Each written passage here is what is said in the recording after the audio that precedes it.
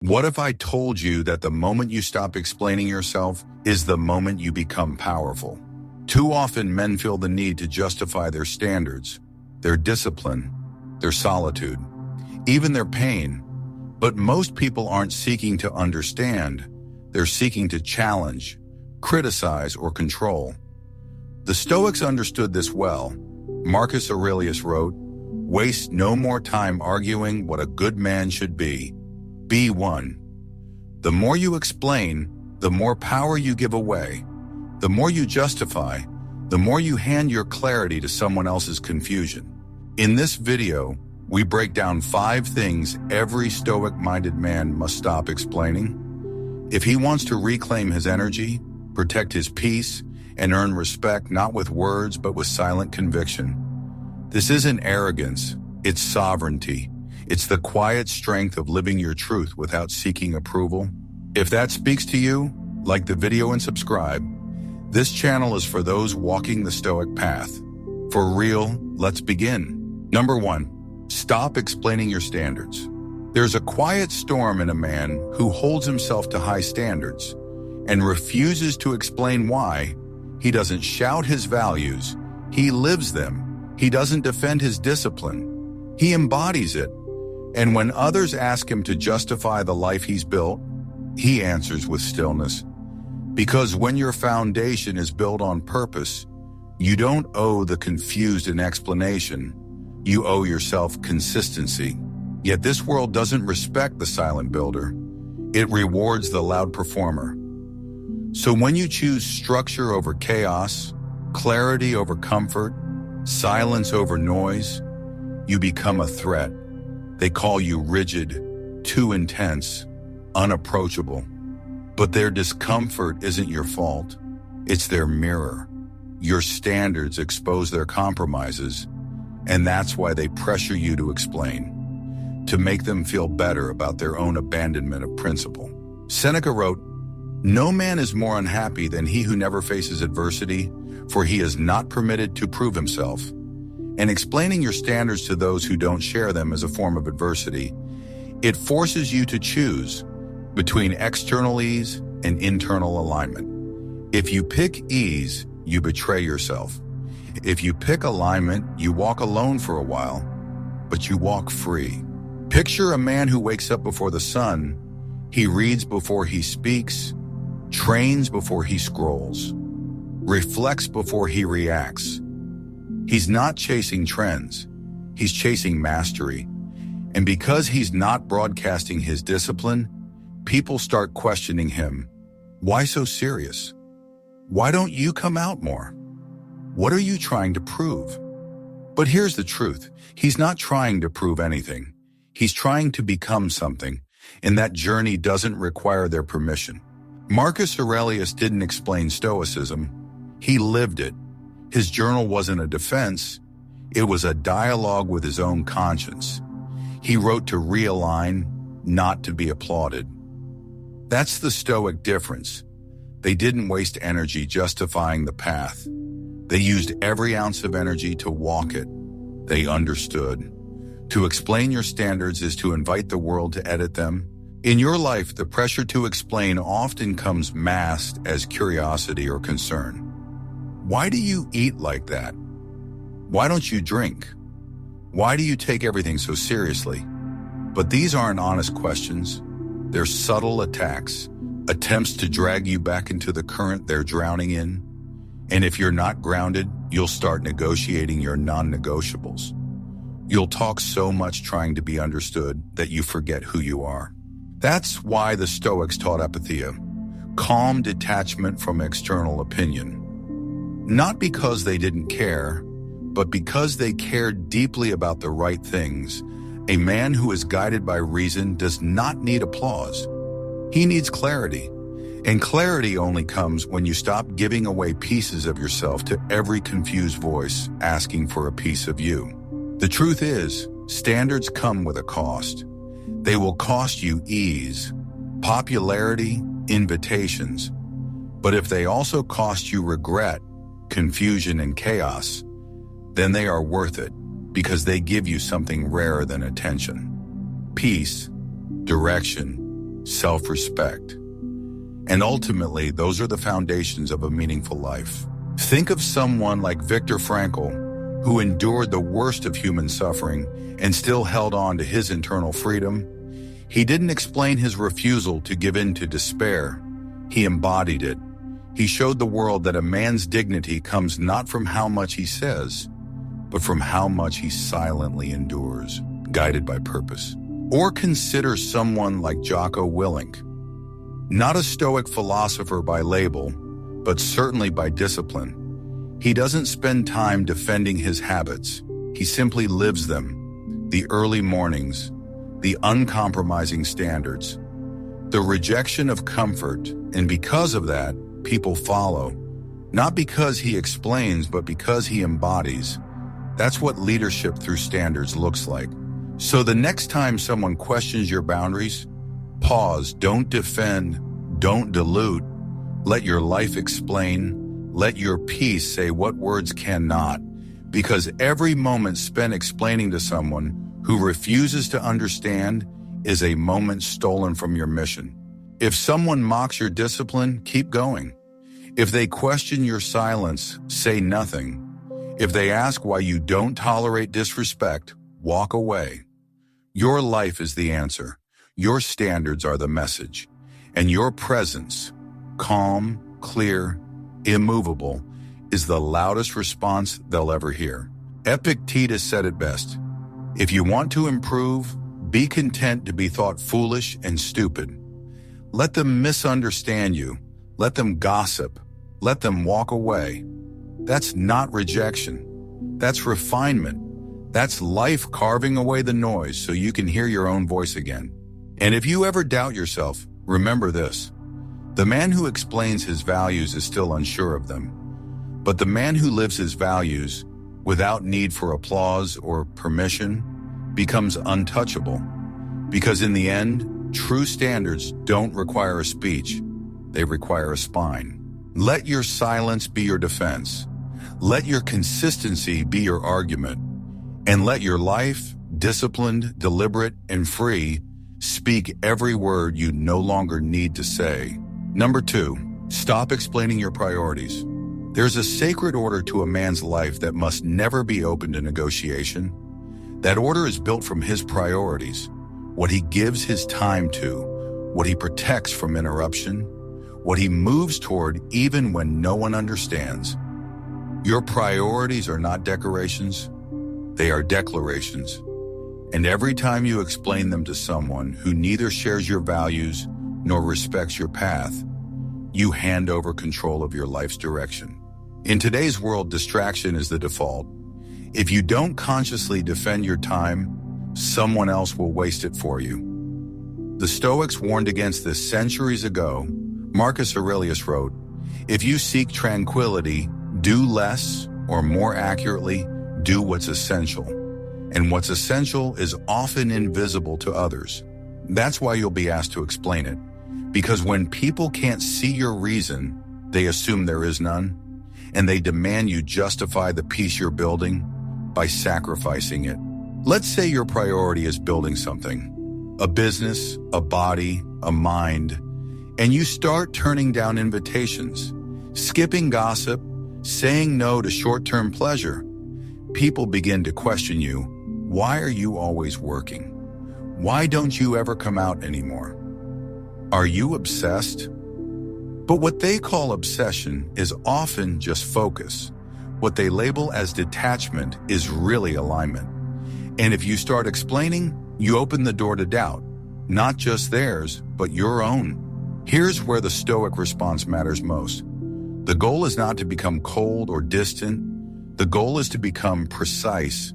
Precise about your hours, your thoughts, your energy, because the man who chases every conversation, every opportunity, every distraction ends up nowhere.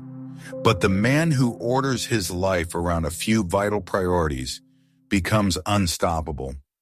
Not because he moves fast, but because he moves with intention. Think of someone like Cal Newport, not a Stoic by label, but his work on deep focus echoes Stoic values. He doesn't spend his day explaining to the world why he protects his attention.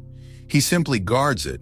No social media, no endless meetings, no excuses. His results speak clearly. That's what priorities do when they're honored without explanation. They become a signal to the world that your time is not up for auction. And yet the world will not celebrate your focus. It will test it. The more committed you are to your path, the more others will try to pull you from it. Not always out of malice, sometimes out of misunderstanding. But the result is the same. Your vision gets diluted, your peace gets disturbed, and before long your priorities are no longer yours. They're a public compromise. This is where Epictetus's wisdom becomes vital, he taught. If you want to improve, be content to be thought foolish and stupid. That applies not just to your values, but to how you order your day. People won't understand why you wake early, turn down noise, and say no to comfort. They don't have to. That's not their role. Their confusion is not your responsibility. And still, you'll feel tempted to explain, to soften the sharp edge of your decisions, to justify why you don't check messages after a certain hour, why you avoid shallow connections, why you'd rather read in silence than engage in endless, empty chatter. But here's the truth. The more you explain, the more space you give others to question what you've already made clear to yourself. A man's time is his signature, his daily routine is his shield, and his schedule is a map of his values. If your calendar is wide open to anyone at any time, then your life will be steered by people who are lost. But when your time is carved out with clarity, the world takes notice. Some will respect you, others will resent you. But what matters most is that you no longer resent yourself. Remember, the Stoics didn't live chaotically. They lived intentionally, Seneca wrote. It is not that we have a short time to live, but that we waste much of it. That wasting often comes from explaining to others and worse to ourselves why we haven't lived according to what we say matters. The solution is not more talking, it's more alignment. You don't need to explain why you won't join in drama, why you decline invitations that pull you off course, why your evenings are guarded, your mornings are sacred, your days are structured. Your growth doesn't need applause, it needs protection, and that protection begins with silence. So when someone asks, "Why are you so focused lately?" you can smile and say nothing. Let your work speak. Let your presence answer. Let your results be the only statement you need. Because the man who moves with purpose does not need a translator. He needs space, and from that space something rare is built. A life that reflects what he truly values, not what others expect. If you feel guilty for protecting your time, pause. Ask yourself, who benefits from your distraction? Who gains when you give away your focus? And who are you becoming when you stop? The Stoic path is not about being liked, it's about being aligned. And alignment demands that you stop explaining what's sacred and start living like it is. Number 3, stop explaining your solitude. There is something unnerving about a man who is comfortable being alone. Not lonely, not bitter, not withdrawn, but fully at peace in his own company. In a noisy world that equates presence with popularity and stillness with sadness, a man who chooses solitude is seen as suspicious. People start asking questions. Why are you so distant? Are you okay? What are you hiding from? But what they often don't understand is that silence isn't always a wound. Sometimes it's a weapon. Sometimes it's the clearest sign that a man is healing, growing, and protecting something sacred. The Stoics knew this deeply. Marcus Aurelius wrote, "Nowhere can man find a quieter or more untroubled retreat than in his own soul." He wasn't escaping the world. He was refining how he met it. For the Stoic, solitude is not rejection of life, but preparation for it. It is the space where a man reconnects with his values, reclaims his energy, and removes the noise that tries to tell him who he should be. But solitude is not glamorous. It doesn't make headlines. It doesn't generate likes. It won't be celebrated by the crowd because it takes you away from it. And because of that, you'll be tempted to explain yourself, to justify your absence, to soften the blow of your distance. But every time you do, you betray the very gift that solitude offers: clarity. Imagine a man who has started withdrawing, not from love, not from purpose, but from distractions. He stops attending shallow events. He doesn't answer every message. He chooses long walks over long conversations. And suddenly the pressure builds. People assume something is wrong. They mistake his stillness for sadness. They think he's broken. But in truth, he's becoming whole. He's not escaping connection. He's upgrading the quality of it. He's not isolating. He's incubating. This is what modern society doesn't tell you. It tells you to stay plugged in, available, and open to everyone. But the Stoic knows that indiscriminate openness is the fastest way to lose your sense of self. Epictetus reminded his students, "If you want to improve, be content to be thought foolish and stupid." That includes being thought cold, distant, or even arrogant. Because a man who cannot tolerate being misunderstood will never master himself. He will always trade solitude for approval, and in doing so, lose his edge. Lose. Think of someone like Nikola Tesla. While not a Stoic by profession, he lived many Stoic principles. He guarded his solitude like a sacred ritual, not out of misanthropy, but out of necessity. It was in his solitude that his deepest ideas were born. In his silence, his clarity sharpened. He didn't explain it. He didn't apologize for it. And because of that, his legacy endures. This is the hidden power of solitude. When it's chosen, not forced, it becomes the birthplace of vision. However, not all solitude is equal. There's a kind that's rooted in escapism, avoiding discomfort, people, or growth. But the Stoic solitude is different. It's not about running away from the world. It's about pausing so you can return to it with integrity. Seneca taught, "Associate with people who are likely to improve you. Welcome those whom you are capable of improving." But how can you discern who those people are if you're never alone long enough to reflect on what you need, what you offer, and what you must let go? This is where most people get it wrong. They confuse connection with proximity, but real connection starts internally. If you don't know yourself, you'll attach to anything that distracts you from that truth. You'll end up in friendships that drain you, conversations that blur you, and commitments that betray you. And that's why solitude is not a luxury, it's a necessity. It's the space in which you filter out what doesn't belong. Still, when you begin to value this space, others will take it personally. They will say you've changed, that you're hiding something, that you've become cold. Let them. Their discomfort is not a problem for you to solve. It's a mirror they have to face. The man who stands firmly in solitude is not rejecting others. He's simply refusing to reject himself. And so the next time you feel the need to explain why you didn't attend the party, why you didn't respond immediately, or why you've become quieter, don't. Let your peace answer for you. Let your growth speak through your presence. Let your absence carry meaning, because if every moment of stillness must be justified, it is no longer stillness, it's performance. You weren't born to be endlessly accessible. You weren't built to be emotionally available to anyone who demands your time. Your solitude is not a problem. It is your recalibration point. It's where you sort through your thoughts, where you clarify your priorities, and where you regain the power to say no without guilt. True solitude does not ask for understanding, it asks for courage. The courage to be with yourself. The courage to be unseen for a while. The courage to stop broadcasting and start building.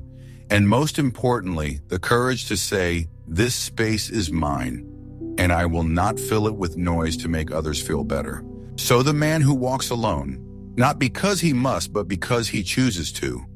He is not weak. He is refining. He is maturing. He is becoming someone the world won't recognize until much later. And by then, he won't need recognition, because he will have become undeniable. Let your silence teach what your words cannot. Let your absence protect what your presence has built. And let your solitude shape the man you are becoming, quietly, consistently, and unapologetically. Number 4, stop explaining your pain. There comes a moment in every man's life when he realizes not everyone deserves access to his wounds. Not every ache needs an audience, and some of the deepest pain must be carried in silence. Not because it isn't real, but because explaining it would only diminish it. We live in a culture obsessed with emotional transparency. You're told to share, to open up, to make yourself visible. But the Stoics saw pain differently. They didn't fear vulnerability, but they protected it. Pain to them was sacred. It wasn't a conversation starter, it was a crucible. And when exposed too early or to the wrong people, it loses its power to transform. Epictetus said, "Don't explain your philosophy, embody it." The same applies to your pain. You don't need to narrate it to validate it. You don't need to seek sympathy to justify your strength. Some pain, like virtue, only grows in silence. Like a tree root, it deepens out of sight. Take David Goggins. His story is filled with suffering, abuse, neglect, adversity. But what made him powerful wasn't how loudly he talked about it. It was how privately he faced it. And when he did share it, it was with purpose. To empower, not to seek pity. That's the Stoic line. Pain is not a performance, it's a tool. If used well, it shapes you. If misused, it becomes a mask. This doesn't mean you deny what you feel. The Stoic path doesn't suppress emotion, it refines it, Seneca wrote. We suffer more in imagination than in reality. He meant that suffering multiplies when we constantly replay it, retell it, and seek reaction to it. The pain is real, but explaining it over and over only amplifies its grip, especially when shared with people who aren't equipped to hold it. So how do you know who's worthy of your pain? You start by observing who honors your silence. Anyone can nod when you speak. Few can sit with you quietly, without needing to fix or analyze. And if someone mocks your ambition in good times, don't expect them to be trustworthy when you fall. If they haven't earned your depth, they shouldn't be handed your darkness. Your pain is data. It shows you who's safe. It teaches you boundaries. It forces clarity. But when you explain that pain to those who haven't earned your trust, you dilute its meaning. You open yourself to interpretation, misjudgment, and even manipulation. There are people who feed off vulnerability, not to heal, but to control. And once they know your weak spots, they'll press them. That's why the Stoics practiced emotional restraint, not to appear invincible, but to protect what was sacred. Marcus Aurelius endured enormous losses, children, health, betrayal. But read Meditations and you won't find complaint. You'll find self-examination, restraint, a man shaping his grief into clarity. That's what Stoicism does. It doesn't erase the pain, it alchemizes it. Here's the trap. The more you explain your pain, the more you become it. It turns into identity, into a story you tell so often, you forget how to live without it. But when you hold it with discipline, it becomes fuel. It deepens your presence, it sharpens your boundaries, it humbles your ego, and hardens your resolve. That's how pain matures, from raw reaction to refined wisdom. Yes, there's power in telling your story, but timing matters, context matters, intent matters. When you speak from an open wound, you bleed on people who didn't cut you. But when you speak from a scar, from reflection, you teach. And that's when your voice carries weight, when it's rooted in peace, not performance. Ask yourself, why am I explaining this pain? Is it for clarity, for validation, for connection? Or is it because I'm afraid to face it in silence? Because sometimes silence isn't avoidance, it's integration. Some healing only begins when you stop explaining and start listening to what the pain is truly revealing. And here's the paradox. When you no longer explain your pain, the right people will feel it anyway. They'll sense it in your discipline, in your composure, in the steady way you move through the world. You won't need to say a word. You'll carry the kind of presence that can't be faked because it was built in private storms. The man who explains his pain to everyone opens himself to re-wounding, but the man who holds his pain with dignity, who processes it in silence and emerges stronger, he becomes someone the world respects, even if it never understands him. So hold your pain like you would a flame, close to the chest, not to hide it, but to protect its light. Let it guide your next move. Let it burn off what no longer serves you, but don't let it become a story you're stuck repeating. You don't owe anyone an explanation for the nights you didn't sleep, the battles you fought alone, or the strength you had to summon when no one was watching. Let your life reveal what you've endured. Let your actions speak for your scars, and let your silence say the rest. Number 5, stop explaining your growth. At some point on your path, you'll begin to feel it. A quiet resistance, not from within, but from those around you. The discomfort in their eyes when your habits change. The subtle distance when your priorities shift. The mocking tone when you no longer laugh at the same things. And it will tempt you to explain, to reassure them, to justify your transformation. But growth doesn't need an explanation. It needs protection. The Stoics believed that change is not something we owe to others. It is something we owe to our nature. Marcus Aurelius wrote, "Be tolerant with others and strict with yourself." He wasn't saying become rigid or cold. He was pointing to the fact that your responsibility is not to comfort others in your evolution. It is to remain steadfast in it. When you outgrow the version of yourself they were comfortable with, you will meet resistance not because you've done something wrong, but because your new strength makes their stagnation harder to ignore. There's a moment in every man's journey when he realizes that self-improvement is not always celebrated. In fact, it often threatens those who remain unchanged. When you begin waking up earlier, setting boundaries, taking care of your body, or speaking less and observing more, some will cheer, but many will mock. Some will say, "You've changed," not as a compliment, but as an accusation. That's the real test.